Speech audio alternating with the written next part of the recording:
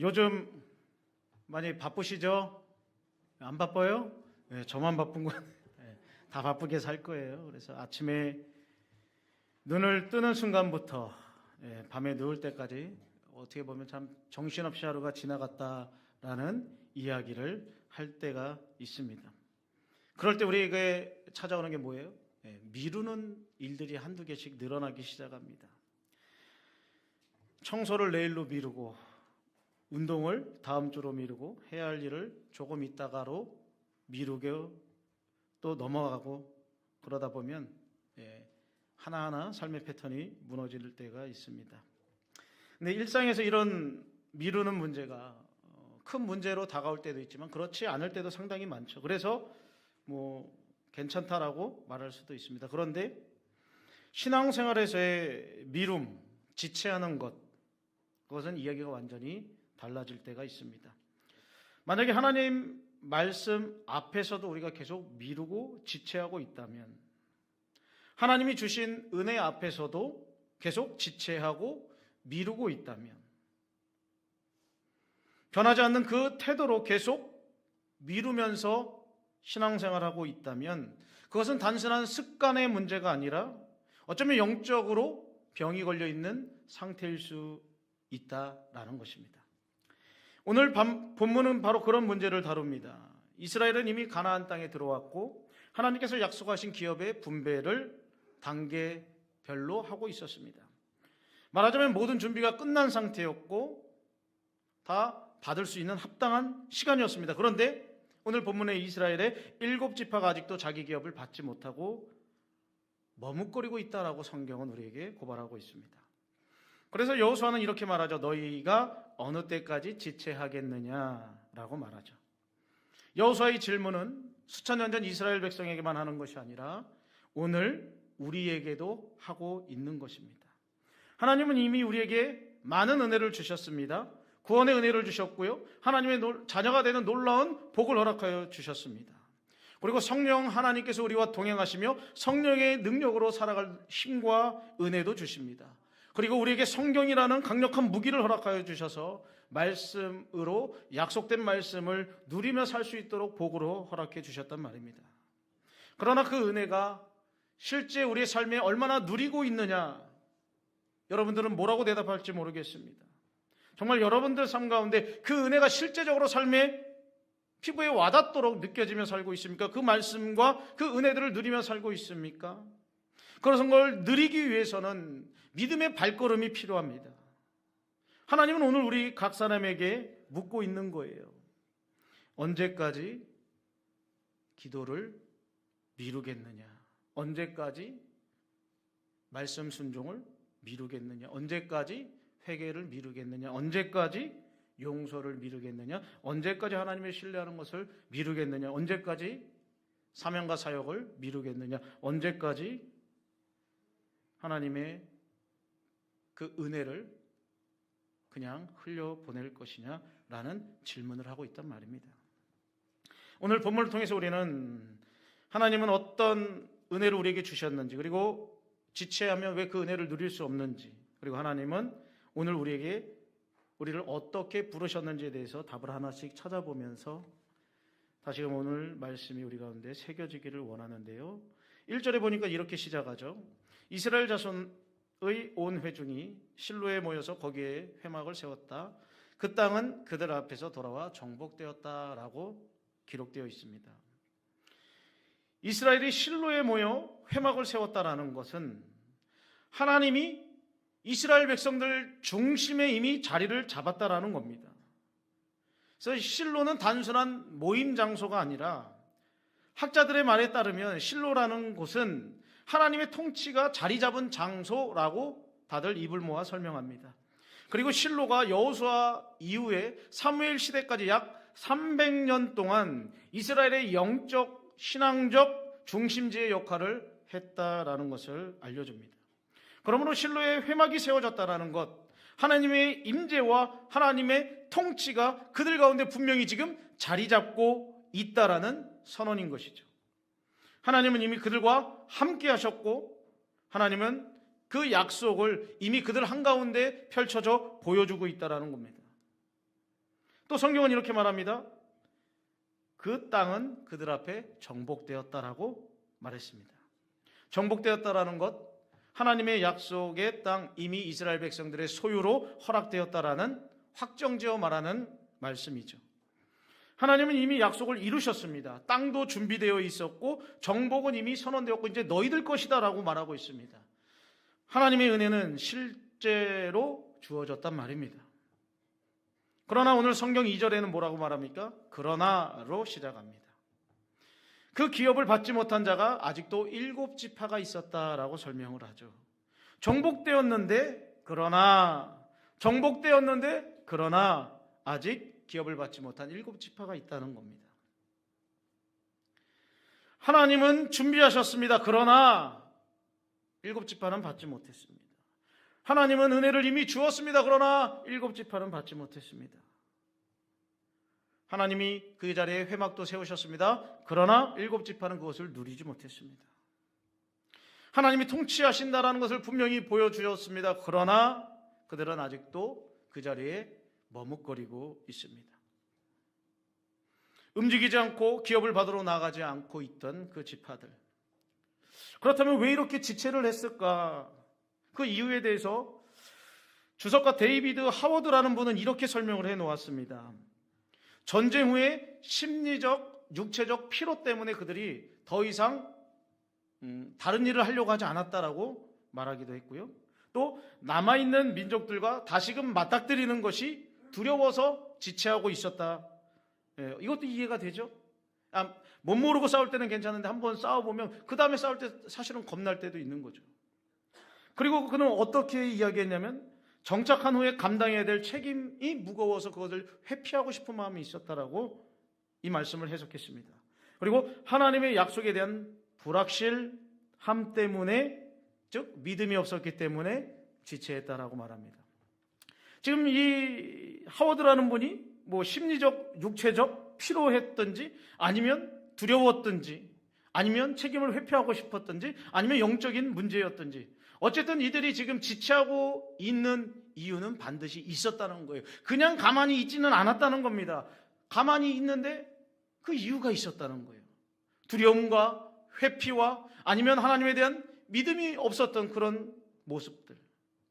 결국 이것은 단순한 습관의 문제가 아니라 어쩌면 단순하게 용기만 없었던 것이 아니라 영적으로 신앙적으로 문제가 있었다는 것을 우리에게 알려주고 있는 것이죠. 그리고 이것은 이스라엘만의 문제가 아니라는 겁니다. 오늘 우리에게도 이와 같은 모습이 있잖아요. 하나님은 우리에게 이미 은혜를 주셨어요. 그러나 그 은혜를 누리지 못합니다. 하나님은 우리에게 수많은 약속을 주셨습니다. 그러나 그 약속을 향해 나아가지 못합니다. 성령은 이미 우리 안에 거하십니다. 그러나 성령님과 동행하며 살지는 않습니다. 우리는 종종 두려움 때문에 아니면 너무나도 피로하기 때문에 아니면 불확실 때문에 아니면 책임이 버거워서 하나님이 주신 은혜를 향해 걸어가지 못할 때가 참 많이 있습니다. 오늘 성경은 우리에게 분명한 메시지를 주는 거죠. 하나님은 이미 우리에게 모든 은혜를 주셨다는 겁니다. 문제는 하나님의 약속이 문제가 아니라 그 약속을 향해 한 걸음 내딛지 못하는 우리의 지체함, 우리의 미루는 것, 우리의 가만히 있음, 이것이 문제라고 이야기하고 있습니다. 하나님은 약속을 이루어 두셨습니다. 이제 우리가 할 일은 무엇입니까? 약속을 향해 믿음으로 나아가야 하는 것이죠. 이어서 3절을 보니까 여호수아는 이렇게 외칩니다. 너희가 어느 때까지 지체하겠느냐? 너희가 어느 때까지 지체하겠느냐라고 말합니다. 앞서 본 것처럼 하나님은 이미 약속을 이루셨고요. 기업을 받을 준비를 다 해놓으셨습니다. 그러나 7지파는 그 약속의 실제를 받지 못했습니다. 받으러 가지 않았기 때문에 여호수아는 이제 그들을 향해 믿음의 행동을 촉구하는 것이죠. 지체하는 것 단순한 게으름이 아니라고 말했습니다. 믿음의 중단이라고 말씀드렸습니다. 특별히 3절에서 지체하다라는 히브리 원문을 보면 느슨해지다, 손을 떼다, 포기하다라는 뜻을 가지고 있는 단어죠. 단순히 바쁘거나 게으른 상태가 아니라는 거예요. 내면의 불신이든 두려움이든 무기력이든 피곤이든 아니면 불신이든 손을 놓아버렸다는 겁니다. 하나님의 약속을 향한 믿음을 중단한 상태가 바로 지체하다라는 상태라는 것이죠. 여호수아는 바로 이 문제를 지적하고 있는 거예요. 그래서 여호수아가 그들을 향하여 4절에 뭐라고 말합니까? 너희는 각 지파에서 세 사람씩 선정을 해야 되고, 내가 그들을 보낼 때 그들은 일어나서 그 땅에 두루 다녀야 되고, 그들의 기업에 따라 그 땅을 그려가지고 내게로 돌아오라고 말합니다. 지금 계속 동사를 사용합니다. 일어나라는 거예요. 그리고 두루 다니라는 겁니다. 그리고 그 땅을 그려가지고 내게로 돌아오라고 말하고 있습니다. 쉽게 말하면 뭐라는 거예요? 행동하라는 거예요. 행동하라는 거예요. 움직이라는 거예요. 움직이라는 거예요. 가만히 손 놓고 기다리면 아무 일도 일어나지 않는다는 거예요. 그 땅을 두루 다니라는 겁니다. 실제로 발로 밟고 다니라는 겁니다. 믿음의 첫걸음, 몸을 움직이는 곳에서 시작되는 거예요. 여러분, 믿음 있다고 하면서 가만히 있는 것, 그거 믿음 아니에요. 하나님 앞에 기도하면 가만히 있는 거, 그거 믿음 아니에요. 구하셨으면 그렇게 살아가셔야 되는 거예요. 여러 번 얘기했잖아요. 건강 달라고 기도했으면 뭐 하셔야 돼요? 운동하셔야 되는 거예요. 좋은 거 드셔야 되는 거예요. 그게 바로 믿음인 거예요. 오늘 뭐라고 합니까? 그 땅을 그려라라고 말합니다. 이것은 단순히 밑그림을 잘 그려오라는 게 아니라 고대 근동에 실제로 사용되었던 토지문서 작성 절차가 이와 같은 의미를 가지고 있었다고 합니다. 그래서 리처드 헤스라는 학자는 이렇게 표현해요. 그것은 지리조사요, 경계표시요, 행정문서화를 나타내는 전문적인 용어다라고 그 땅을 그려라라는 것을 해석하고 있습니다. 쉽게 해서 행정문서를 만들어 오라는 겁니다. 너희들이 돌아다니면서 정확한 문서로 지금 가지고 오라는 거예요. 믿음의 순종은 감정적이나 그런 결심이 아니라, 모호한 의지의 표현이 아니라 구체적인 준비가 있어야 되고 실제적인 행동이 있어야 되고 현실적으로 발걸음으로 나타나야 한다라는 것을 우리에게 교훈하고 있지 않습니까? 그래서 야고보서 2장 26절에서는 뭐라고 말합니까? 행함이 없는 믿음은 죽은 믿음이라고 우리에게 가르치고 있습니다. 결국 지체된 믿음은 믿음이 아니라는 겁니다. 하나님의 은혜를 경험하지도 못하게 하는 방해물이 바로 지체된 마음, 또 지체된 믿음인 것이죠. 이스라엘이 기업을 받지 못하는 이유, 하나님이 주지 않아서가 아닙니다. 그들이 받아들이지 않았기 때문입니다. 마찬가지예요. 우리의 삶에도 동일합니다.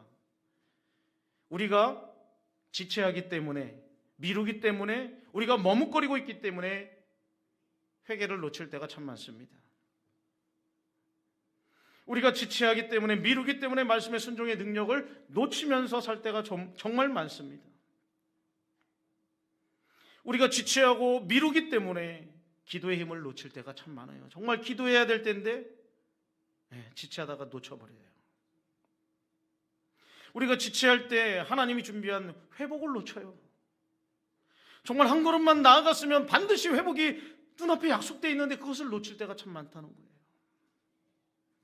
우리가 지체하기 때문에 하나님이 주시는 기쁨과 새 힘을 경험하지 못하며 그냥 이전과 똑같은 신앙생활에 그냥 살아가는 우리들의 모습이 있을 때가 참 많습니다. 하나님은 우리에게 준비된 은혜를 아끼지 않으십니다. 그러나 그 은혜는 순종의 발걸음이 있을 때 경험할 수 있는 겁니다. 여호수아는 레위인에 대하여 7절에 이렇게 언급합니다. 레위 사람은 너희 중에 분깃이 없나니 여호와의 제사장 직분이 그들의 기업이 됨이라. 레위인에게는 땅이 주어지지 않았습니다. 그러나 그 이유는 결핍이 아니라, 징계가 아니라 더 큰 선물을 받기 위함이었다라는 것입니다. 그들의 기업은 하나님 자신이었습니다. 그리고 오늘 성경 그대로 말하면 여호와의 제사장 직분이 그들의 기업이 됩니다. 즉 하나님을 섬기는 그 사명이 그들의 기업이었다라고 성경은 우리에게 설명합니다. 이것을 조금 더 확대해서 모든 성도들에게 한번 적용해 보면 신약성경에 너무나도 잘 이야기하고 있는 베드로전서 2장 9절 말씀, 너희는 왕같은 제사장이다. 어쩌면 우리도 이와 같은 큰 선물을 이미 받은 사람들입니다. 세상에서 가진 건 작아 보일 수 있습니다. 다른 사람의 화려한 능력과 성공이 없어 보일 수도 있어요. 그러나 하나님이 우리와 함께 하신다면, 하나님이 그분의 기업이라면 그것이 가장 큰 축복인 줄 믿으시기를 주님의 이름으로 부탁을 드립니다. 그러므로 우리에게는 지체할 이유가 없는 거예요. 하나님 자신이 기업이시기 때문에 우리는 담대히 순종의 걸음을 걸어갈 수 있어야 하는 것입니다. 그래서 우리에게 분명하게 오늘 메시지를 주는 게 뭡니까?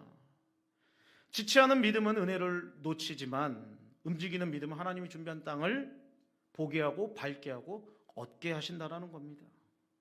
하나님은 우리의 완벽함을 요구하는 것이 아닙니다. 다만 한 걸음, 한 걸음을 원하시는 겁니다. 그 한 걸음을 내디딜 때 하나님은 그 다음 걸음을 인도하십니다. 여러분들이 믿음을 한 걸음 뛰기 시작하면 그 다음 스텝은 하나님이 이미 준비해 놓으셨어요. 그래서 너무 잘할 필요도 없습니다. 그냥 한 걸음만 떼본다. 제가 최근에 너무나도 감사한 것 중에 하나는 뭐냐면 우리 교회에 이 한 걸음을 떼신 분들이 여럿이 있어요. 그래서 이전보다 더욱더 교회를 가까이 하고, 이전보다 주의종과 더욱더 가까이 하고, 이전보다 믿음이 진보를 하고, 이전보다 더욱더 하나님께 나아가는 모습들을 보면서 정말 감사한 거예요. 그래서 교회에 잘 보이지 않았던 분 한 분 한 분이 그 어려운 한 걸음 한 걸음 하는 그 모습을 보면서 아, 저분은 하나님이 정말 많은 은혜를 주시겠구나, 그런 소망을 갖게 되고 그런 기도가 저절로 나오게 되는 것을 보게 됩니다. 사랑하는 여러분, 많은 걸음 필요 없습니다. 한 걸음만 더 믿음으로 힘을 내어주시기를 주님의 이름으로 부탁을 드립니다. 여기 안수 집사님들 계시지만 문자 받으신 분들이 있을 거예요. 저한테 무슨 문자예요? 12월 6일 날 김장한다는 문자예요. 긴장하지 마시고 김장하는, 김장한다는 문자를 보냈어요. 뭐 답 주신 분도 있지만 안 주신 분도 있고 뭐 사정이 있다고 하신 분들도 있습니다. 뭐 그동안 뭐 안 했으니까 어색할 수 있어요. 저도 그런 자리에 잘 못 가거든요. 사실은 소심해서. 근데 믿음으로 한 걸음 가면 달라지기 시작하는 거예요. 그 걸음이 어려워서 그렇지 한번 해보십시오. 그러면 분명히 여러분들의 신앙과 삶에 놀라운 변화와 축복의 역사가 있게 될 줄 믿습니다. 이게 뭐 안수 집사님들만 이야기하는 게 아니에요. 여러분들의 삶도 마찬가지예요. 저는 목회자로서 가슴이 아프고 안타까운 게 뭐냐면, 일부 때는 얘기를 못했지만 주일날 많은 우리가 약 300명의 예배자가 1부 2부 합치면 거의 한 300명이 예배를 드리거든요. 근데 찬양 예배를 보면 한 150명 정도 예배를 드려요. 그러면 150명은 어디 간 거예요? 집에 갔든지 어딜 가신 거예요. 전 목회자로서 소망이 있다면 1부, 2부 그리고 오후 찬양 예배가 그 합친 숫자가 저는 오후 찬양 예배가 됐으면 좋겠어요. 그러니까 여러분들의 신앙이 머뭇거리지 마시고 어차피 예수 믿는 거 한번 제대로 믿어보라는 거예요. 그러면 하나님이 여러분들의 삶 가운데 어떻게 간섭하시고 어떻게 역사하시는지를 한번 보라는 거예요. 오늘 성경은 우리에게 말하는 거예요. 너무 지체하지 말라는 거예요. 머뭇거리면 그 은혜와 사랑을 받아 누릴 수가 없다는 거예요. 물론 그렇게 해도 별일 없고 큰일 없을 수도 있습니다. 그러나 그것은 복이 아니에요. 그냥 편안한 것뿐이에요. 그냥 아무 일 없는 것뿐이에요. 그러나 여러분들이 하나님 앞에 믿음으로 한 걸음 내디딜 때 놀라운 삶에 하나님의 기름 부으심에 축복이 있을 줄 믿습니다. 8절에서 여호수아는 다시 명령합니다. 가서 그 땅으로 두루다니며 그것을 그려가지고 내게로 돌아오라고. 내가 여기 실로의 여호와 앞에서 너희를 위하여 제비를 뽑겠다고 말합니다. 그리고 10절은 이렇게 얘기합니다. 여호수아가 그들을 위하여 실로의 여호와 앞에서 제비를 뽑았고 거기서 이스라엘 자손의 분파대로 그 땅을 분배하였다라고 기록되어 있습니다. 무슨 말하는 겁니까? 하나님이 주시는 기업이 우연이 아니라는 겁니다. 질서와 주권 안에서 주어지고 있다는 겁니다. 제비를 뽑았다는 것은 뭐 우리가 뭐 상품 뽑듯이 이런 개념이 아닙니다. 그 당시에 이들이 제비 뽑는 것은 하나님의 뜻을 분별하는 신앙적인 행위였습니다. 그런 믿음을 가지고 그렇게 했던 것이거든요. 그래서 눈에 보기에는 사람이 뽑기는 뽑지만 그 결정은 하나님이 정하신다는 그 고백이 담겨있는 행위였습니다. 그리고 고린도전서 14장에 보면 하나님은 무질서의 하나님이 아니라고 분명히 성경은 말합니다. 그래서 이것이 질서 없어 보이는 것일 수 있지만 하나님은 그 질서 가운데 하나님은 분배 작업을 하신 거예요. 그래서 백성들에게 땅을 조사하라고 하신 거고 경계를 정해서 가지고 오라고 한 거고 여호수아는 실로 앞에 회막 앞에서 하나님의 임재 앞에 제비를 뽑았던 거예요. 이 모든 과정은 우연이 아니라 하나님의 질서 안에서 단계적으로 정확하게 진행되고 있었다는 겁니다. 우리는 종종 우리의 자리나 우리의 상황, 우리에게 주어진 사명이 작아 보일 때가 있습니다. 그리고 너무나도 평범해 보이고 의미 없어 보일 때도 실제로 존재합니다. 그럴 때 이렇게 질문을 하죠. 왜 나는 이 자리에 있을까? 왜 나는 다른 사람보다 작아 보이는 일을 하고 있을까? 왜 내 인생은 이렇게 평범하기만 한 걸까? 이렇게 단순하게 왜라는 질문만 하게 되면 그 인생은 그냥 평범한 인생입니다. 그런데 이 왜 앞에 하나만 더 붙여보시오. 뭘 붙이면 좋을까요? 하나님을 한번 붙여볼까요? 하나님은 왜 나를 이 자리에 보냈을까? 하나님은 왜 나를 다른 사람보다 작아 보이는 일을 하게 하셨을까? 하나님은 왜 내 인생은 이렇게 평범해 보이도록 하셨을까?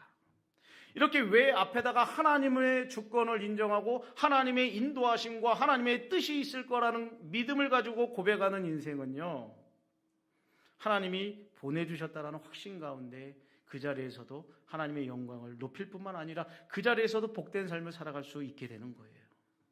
그래서 오늘 본문은 말하는 거잖아요. 네가 있는 그 자리도 하나님이 제비 뽑아 놓으신 곳이라고. 우리의 자리는 우연이 아니라 아무렇게나 정해진 것이 아니라 임시방편으로 세워놓은 것이 아니라 하나님이 주권적으로 질서 있게 정확하게 우리를 그 자리로 부르셨다라는 것입니다. 그래서 문제는 위치가 아니라 뭐예요? 그 자리에서 내가 어떻게 반응하고 어떻게 순종하느냐에 달려있다라는 것이죠. 어떤 사람은 넓은 땅을 받을 수 있습니다. 어떤 사람은 도시를 받을 수도 있고 화려한 곳을 받을 수도 있습니다. 어떤 사람은 작은 지역을 받을 수도 있고, 그리고 레이는 아예 땅조차를 받지 못할 수도 있습니다. 그래서 성경이 우리에게 이야기하는 건 많이 받고 덜 받고의 문제가 아니라 지금 너가 있는 그 자리, 너가 받았다라고 여기는 그 자리, 하나님이 보내주셨다고 하는 그 자리에서 어떻게 살아내고 있느냐, 어떤 믿음으로 살고 있느냐를 우리에게 질문하고 있는 거죠.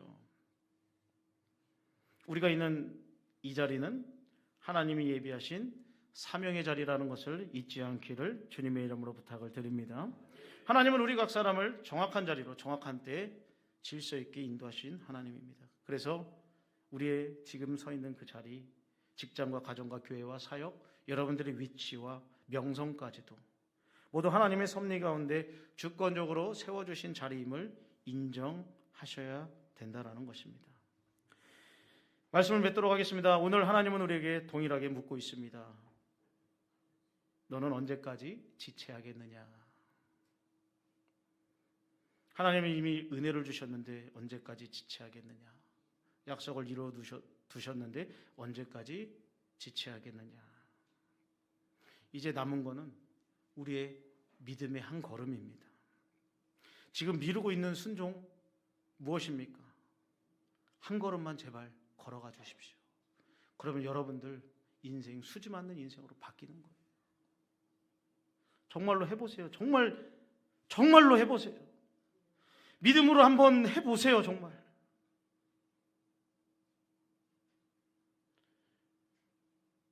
코 흘리면서 다니고 정말 세상에서 쓰레기 취급받던 인생이 한 사람의 말에 순종하고 나아가 하나님 말씀에 한 걸음 한 걸음 내딛다 보니까 하나님이 그 인생을 가만히 내버려 두지 않으셨습니다. 하나님 여러분들의 인생 가만히 내버려 두시지 않을 거예요. 제발 지금 미루고 있는 순종, 여러분들이 부담스럽게 여기는 그 순종의 자리, 사명의 자리, 믿음으로 걸어가야 될 그 자리로 한 걸음만, 제발 한 걸음만 더 걸어가 보십시오. 하나님의 놀라운 은혜와 역사가 거기서 시작되는 거예요. 그래서 오늘 그 한 걸음을 내딛기로 결정하시고, 여러분들이 그렇게 내디딜 때 희한합니다. 그 걸음이 가벼워지게 하셔요. 머뭇거리면요 상당히 피곤하거든요. 머리 써야 되니까. 이게 머뭇거리는 게 쉬울 것 같지만 실제는 내딛는 게 쉬운 거예요. 믿음으로 가보십시오. 그때부터는 여러분들이 고민하고 갈등했던 문제가 이제는 문제로 여겨지지도 않고 오히려 하나님이 붙잡아 주시고 이끌어 가시는 놀라운 은혜와 삶을 경험하게 될 거예요. 그러니까 지금 일어나셔야 돼요. 지금. 어제 이 스크린이 좀 문제가 있어가지고 이렇게 수리를 받고 있었는데 우리 진경욱 집사님이 그런 거예요. 아무 일 없이 잘 쓰고 있었는데 갑자기 이래요. 그분이 뭐라 그래요? 원래 갑자기 그래요. 그러면서 그분이 이러는 거예요. 오늘 건강했다가 사람이 내일 아플 수 있는 것처럼 기계도 그런 거라고. 여러분 언제 순종하시겠어요? 내일? 죄송하지만 내일? 아니요, 내일은 순종할 수 없는 환경이 될 수도 있는 거예요. 물론 그렇게 안 되기를 바라지만 내일 여러분들이 순종할 수 있다고 장담할 수 있습니까? 아니요, 아무도 그렇게 할 수 없는 거예요.